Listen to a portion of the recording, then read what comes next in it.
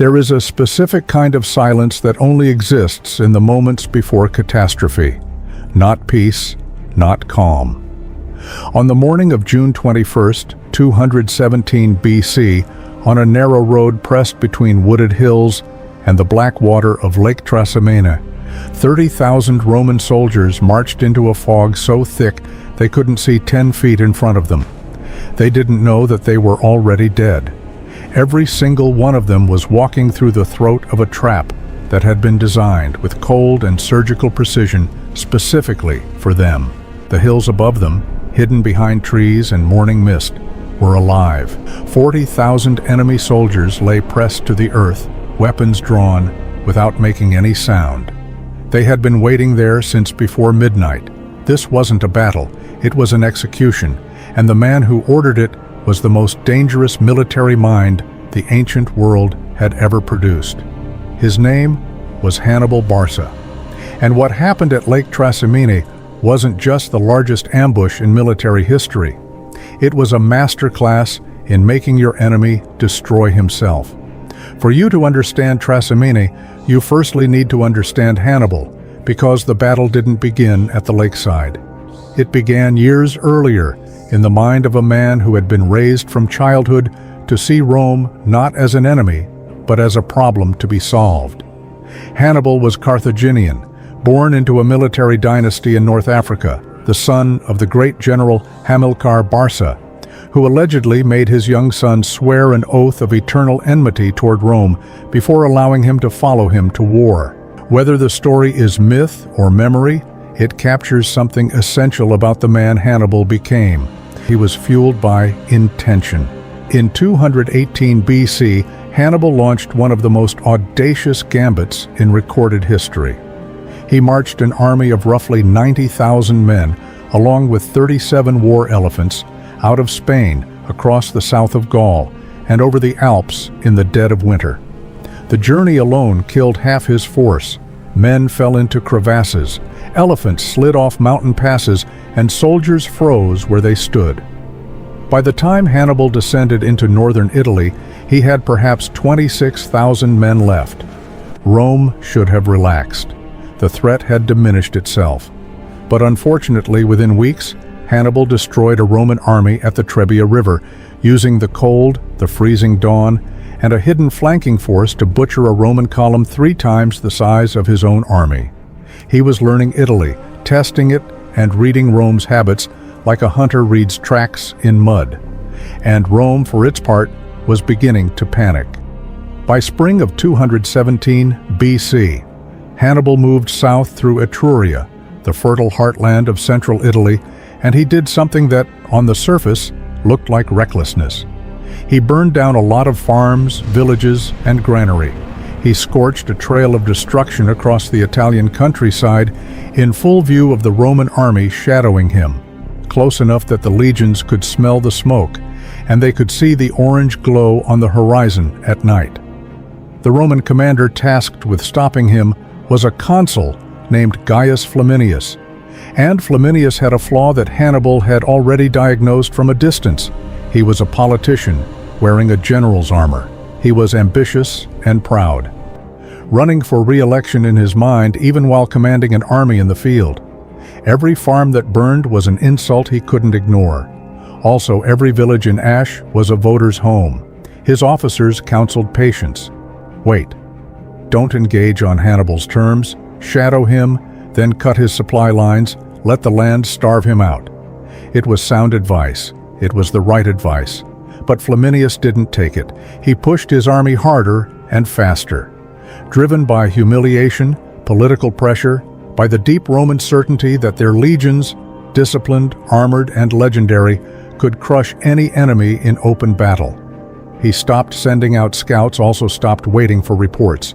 He was in pursuit now, and pursuit has its own gravity. Hannibal glanced back over his shoulder, saw the Roman column closing, and then he smiled.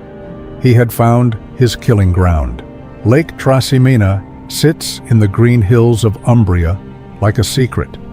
In summer, mornings rise misty off the water, the kind of fog that softens everything, blurs distances, makes the world feel enclosed and quiet. In 217 BC, on the lake's northern shore, there was a road, and it was the only road. On one side, the lake, deep, cold, unswimmable, in full armor. On the other, steep, heavily forested hills, impassable for a marching column. If you want to hear more stories like this, battles where strategy defeated strength, where the impossible became real, where one decision changed the course of nations, then subscribe to this channel and hit that notification bell so you don't miss the next chapter of history.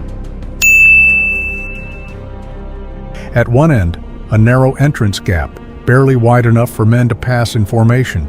At the other, a blocking position where the road emptied into open ground. It was, in military terms, a defile, a geographic choke point. Hannibal looked at it and saw something else. He saw a room with one door in, one door out, walls on every side, and nowhere, absolutely nowhere, to run. 3 days before the Romans arrived, Hannibal moved his forces into position under cover of darkness. His African and Iberian heavy infantry, his best troops, were placed at the far end of the road blocking the exit. His cavalry sealed the entrance behind, and along the entire length of the hillsides, pressed into the tree line, lying flat in the undergrowth, he placed his Gauls and light infantry, thousands of men stretched across miles of hillside, absolutely silent. Then he waited for morning. Flaminius broke camp before dawn. His army moved in column, the standard marching formation, efficient for roads, lethal in a trap. 30,000 men strung out across miles, compressed into a line too narrow to deploy, too long to communicate end to end.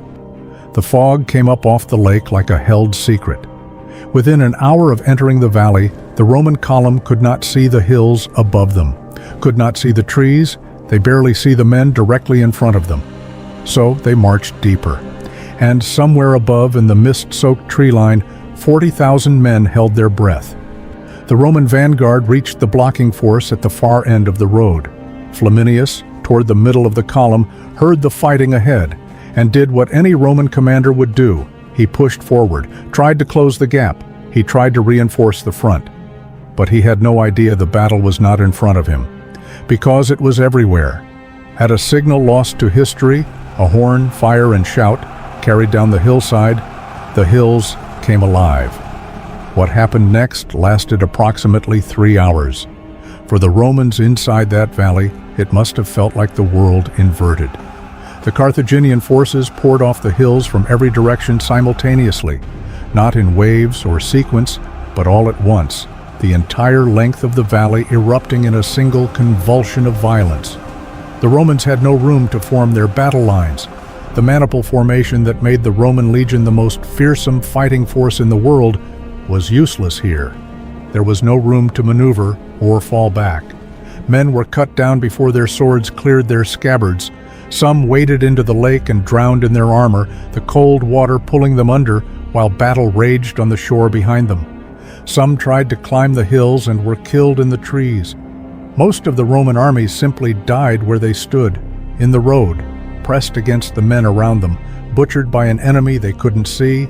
Gaius Flaminius, the consul, the man who had been so certain, so driven, so utterly unwilling to hear the word wait, was pulled from his horse and killed. His head was brought to Hannibal before the morning was over. By mid-morning, it was finished. 15,000 Romans lay dead in a valley 3 miles long. 6,000 more were captured. Hannibal's losses, roughly 2,500 men. The ratio is almost obscene. For every Carthaginian who fell that morning, 6 Romans died within 3 hours in a fog.